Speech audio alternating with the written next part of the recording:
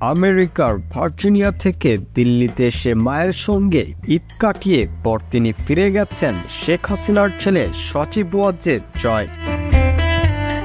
এমনই দাবি কলকাতার মূলধারার গণমাধ্যম এই সময় পত্রিকার। কলকাতার মূলধারার এই পত্রিকাটির দাবি, আমেরিকার ভার্জিনিয়া থেকে দিল্লিতে এসে মায়ের সঙ্গে ঈদ কাটিয়ে পর তিনি ফিরে গেছেন শেখ হাসিনার ছেলে সচিব ওয়াজেদ জয়।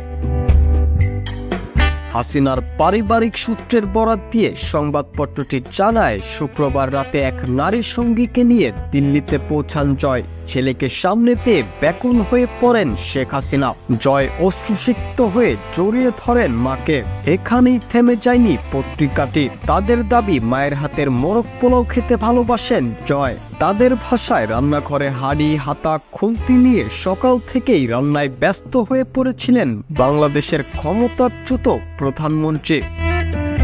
দুপুরে জয়ের পাতে তুলে দেন নিজের হাতে রাধা ছেলের প্রিয়তম পদটি। সঙ্গে ছিল মাছ, সবজি, ডাল।